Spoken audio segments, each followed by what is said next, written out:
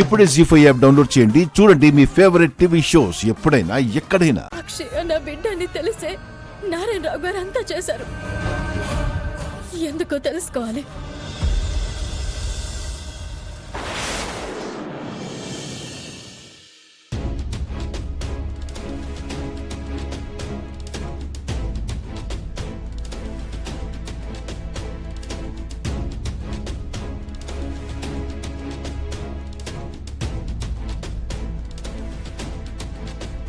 బావున్నావమ్మా? అవని,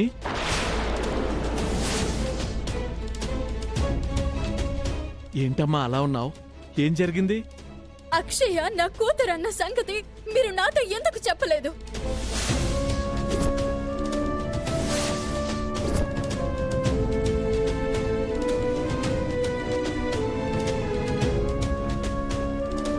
నిన్న గుడిలో ఆ సిద్ధేశ్వర స్వామి ద్వారా నాకు నిజం తెలుస్తుంది.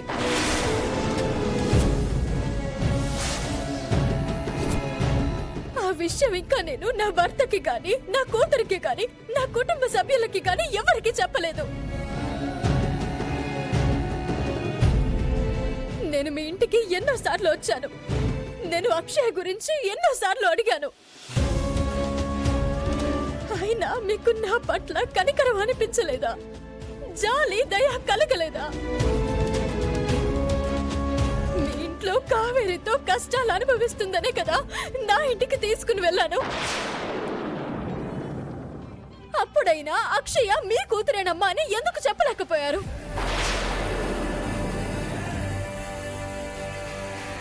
అక్షయ్ను దత్తత తీసుకుందాం అనుకున్నప్పుడు, అరే వారి బిడ్డే కదా, వారు దత్తత తీసుకుంటున్నారు అని మీరెందుకు వదిలేయలేదు? అప్పుడు ఏ కారణంతో అడ్డుపడ్డారు? అక్షయ సంతోషం కోరుకునే మీరు, మా మనిషిని కోరుకునే మీరు ఎందుకు మాకు అన్యాయం చేశారు? అక్షయ మీ కూతురన్న సంగతి నాకు తెలియదమ్మా అని అబద్ధం మాత్రం చెప్పకండి. ఇప్పుడు నువ్వెన్ని మాట్లాడినా నేను పడటానికి సిద్ధంగానే ఉన్నానమ్మా. కారణం లేకుండా ఓ కారణ జన్మురాల్ని నీకు దూరం చేయాలని నేనెందుకు అనుకుంటానమ్మా? అందుకో కారణం ఉంది. ఏంటది? అక్షయ తల్లిదండ్రుల గురించి తెలుసుకుందామని ఓ రోజు సిద్ధి సంకల్ప యాగం చేయించిన రోజున ఏం జరిగిందంటే, తన పుట్టుక గురించి తెలవాల్సిన సమయంలో తెలుస్తుంది, తెలియాల్సిన విధమున తెలుస్తుంది. తొందరపాటు చర్యలతో తెలుసుకోవాలనే ప్రయత్నాలు చేసిన ఎడల బిడ్డ వలన తల్లికి ప్రాణగండం తప్పదు.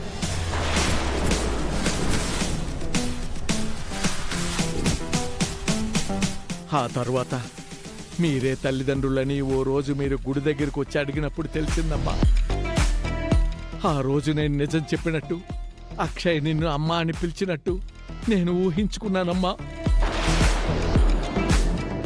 నన్ను అమ్మా అని పిలవమ్మా.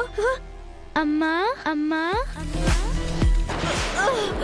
అవని, అవని, అవని, అవని. ఆ ఊహ నన్ను చాలా భయపెట్టిందమ్మా. అందుకే ఆ నిజాన్ని దాచవలసి వచ్చింది.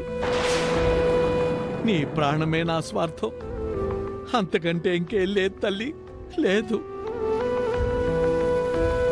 ఇంత మంచి తల్లిదండ్రుల దగ్గర నిజం చెప్పలేకపోతున్నందుకు ఆయన బాధపడని రోజంటూ లేదమ్మా.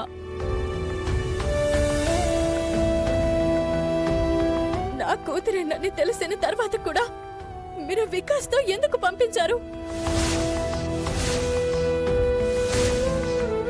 దాని వెనుక కూడా ఏదైనా కారణం ఉందా?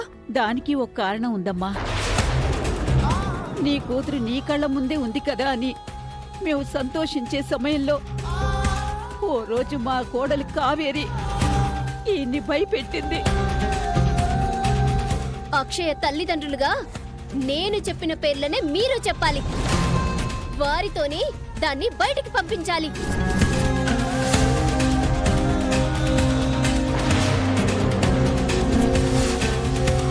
ఆ విధంగా అప్పుడు అలా చేయాల్సి వచ్చింది. కొందరు పరిస్థితుల్ని అదుపు చేసుకోగలుగుతారు, మరికొందరు పరిస్థితులకి లొంగిపోతారమ్మా. మా పరిస్థితి కూడా అంతేనమ్మా. తప్పేమైనా ఉంటే మమ్మల్ని క్షమించమ్మా, క్షమించు. ఓ తల్లి జీవితం, ఓ బిడ్డ జీవితం ఇంతమంది చేతుల్లో నలిగిపోతుందని నేను ఏనాడు అనుకోలేదు. నలుగురి మంచి కోరుకునే మా తల్లి బిడ్డలను అందరూ కలిసి శాపగ్రస్తులుగా మార్చేశారు.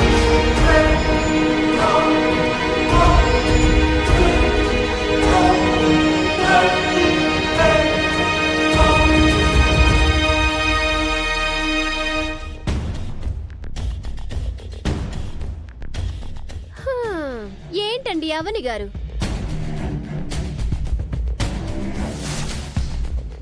ఇలా వచ్చారు?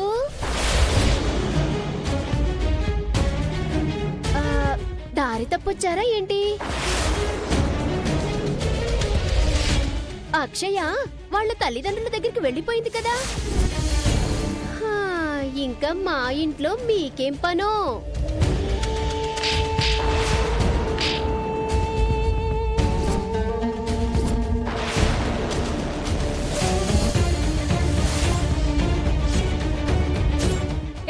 నన్నెందుకు కొట్టావే? ఎక్కువ మాట్లాడేవంటే పీక మీద కాలేసి తొక్కుతా. మనిషివా పశువా? డబ్బు కోసమేనా అక్షయ్ని ఎవరి ఇంటికి పంపించేశావు? నన్ను అడుగుంటే నీ మొహాన్ని ఎంత కావాలంటే అంత డబ్బు కొట్టుండేదాన్ని కదా. కక్కుర్తిదానా? హే మోయ్,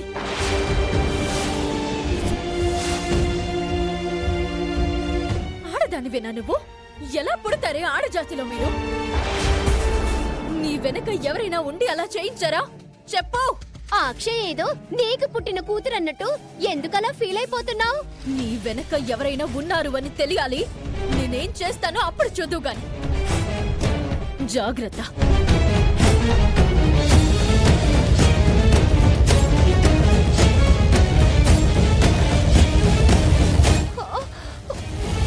ఏం మాయ రోగం వచ్చింది దానికి? నన్నంతలా కొట్టింది.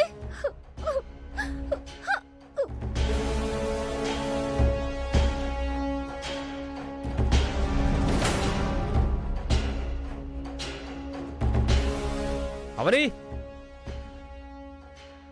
అవని, అవని,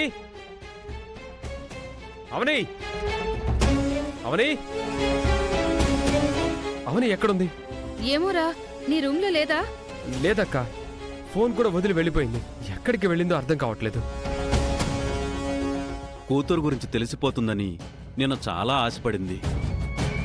చివర్లో సిద్ధేశ్వర స్వామి చేతులెత్తేసేసరికి బాగా డల్ అయిపోయింది.